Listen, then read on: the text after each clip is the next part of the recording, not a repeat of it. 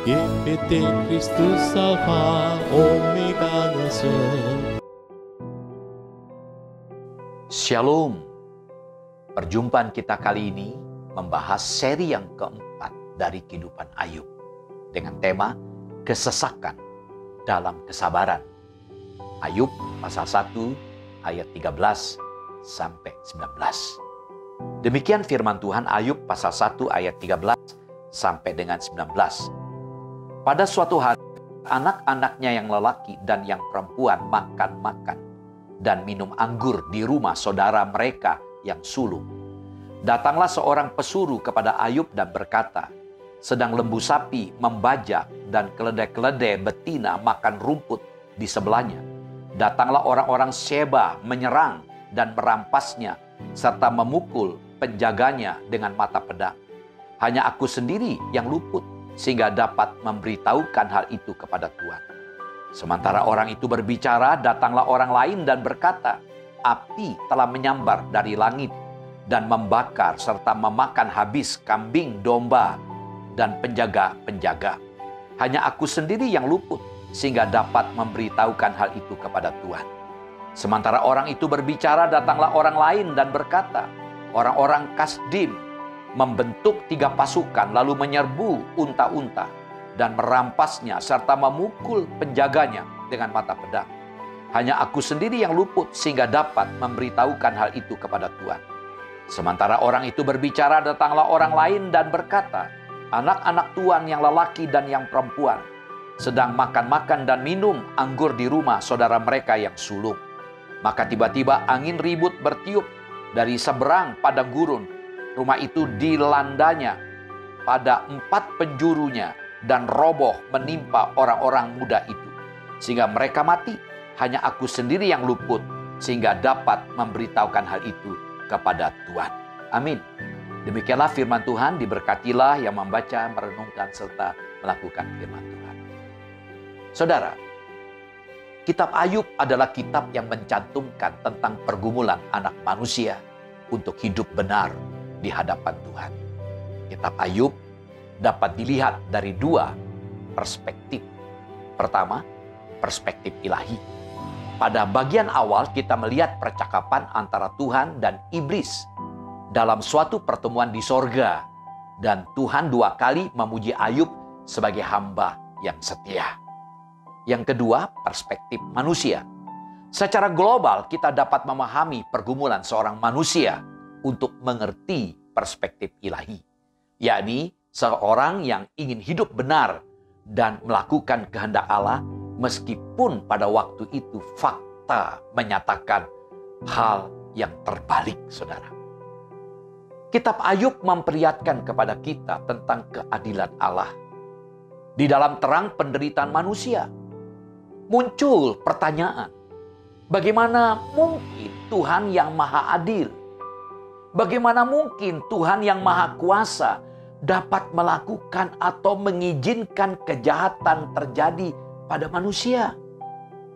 Hal ini dapat berdampak bagi orang-orang Kristen yang memiliki keyakinan bahwa orang-orang yang saleh, orang-orang yang beriman kepada Tuhan Yesus pasti diberkati Tuhan. Tidak ada masalah, tidak ada pencobaan, jalannya akan lancar. Bisa jadi mereka yang semacam ini akan menjadi ateis atau tidak lagi pernah menjadi orang Kristen atau pengikut Kristus. Saudara, ketika kita membaca kisah Ayub, mungkin kita merasa bahwa kisah ini adalah kisah yang terlalu dilebih-lebihkan. Kita menganggap bahwa kisah Ayub tidak mungkin sungguh-sungguh terjadi. Bagaimana mungkin seorang yang memiliki keluarga dan harta yang banyak dapat kehilangan semua itu bersamaan dalam sehari? Suatu fakta yang mungkin bagi kita sulit kita terima dan sulit dilihat padanannya di masa kini, saudara. Ketika Allah menjelaskan kepada iblis bahwa tidak ada seorang pun di bumi seperti dia, iblis, sang pemfitnah, menyangkalnya. Allah bermaksud untuk membuktikannya. Ketika mendapatkan izin untuk menguasai segala harta benda Ayub, iblis segera melaksanakan rencananya. Tujuan iblis sangat jelas, yaitu membuat Ayub menghujat Allah dan meninggalkan kesalehan yang dibanggakan Allah kepada iblis. Kalau kita amati kembali bacaan dalam Ayub pasal 1 ayat 13 sampai 19. Dalam ayat itu kita melihat bagaimana peristiwa kehilangan Ayub terjadi dalam satu hari saja. Hanya dalam satu hari saja iblis menghancurkan semua yang dimiliki oleh Ayub. Dimulai dalam Ayub pasal 1 ayat 13. Perhatikan kebiasaan pesta anak-anak Ayub sebagai penunjuk waktu. Pada waktu itu giliran pesta jatuh kepada anak yang sulung. Dan seperti biasa seluruh anak-anak Ayub berkumpul di rumah si sulung untuk mengadakan pesta.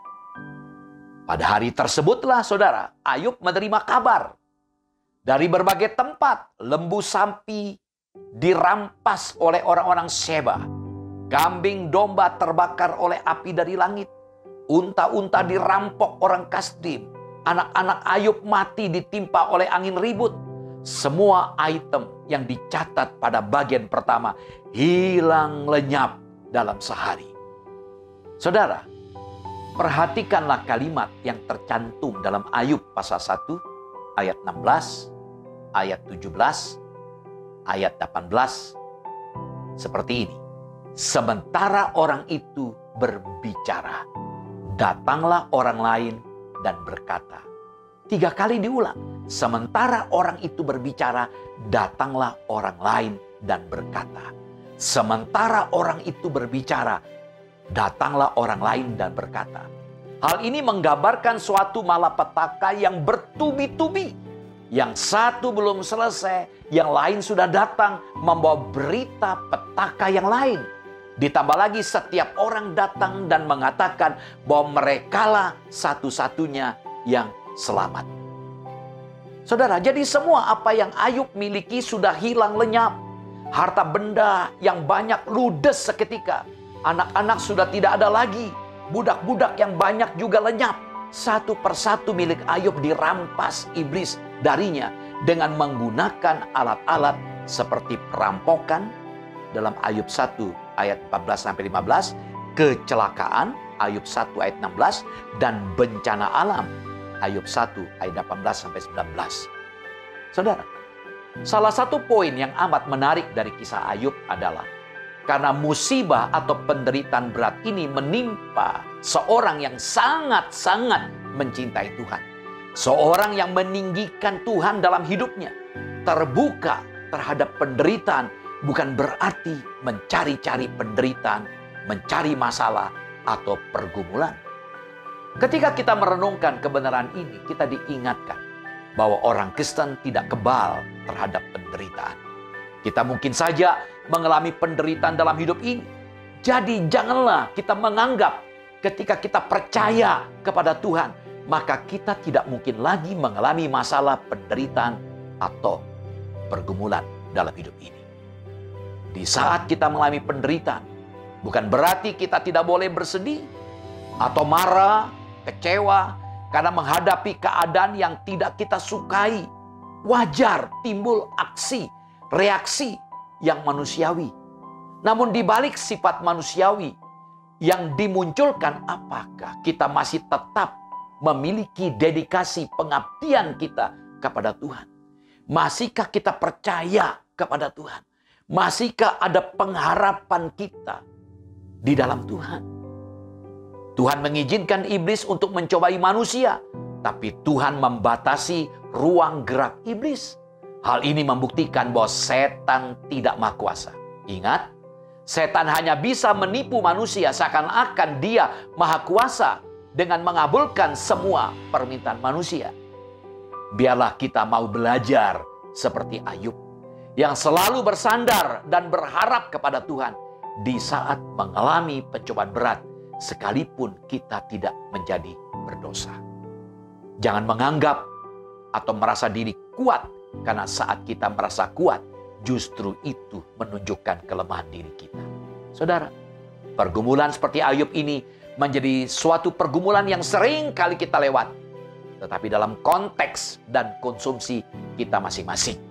Tetapi yang menjadi pertanyaan ketika kita menghadapi semuanya itu, apakah kita tetap mengabdi, berbakti kepada Allah?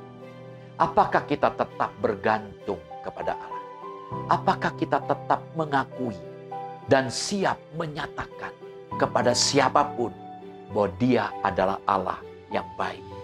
Saudara, kisah Ayub mengajarkan kita untuk terbuka akan adanya penderitaan dalam hidup setiap orang percaya. Tetapi kisah Ayub tidak mendorong kita untuk mencari-cari alasan supaya kita menderita. Saudara, kemalangan dan keberuntungan bukan ukuran. Jadikan Allah sebagai pusat sentral hidup bagaimanapun kondisi kita. Tuhan Yesus memberkati. Shalom.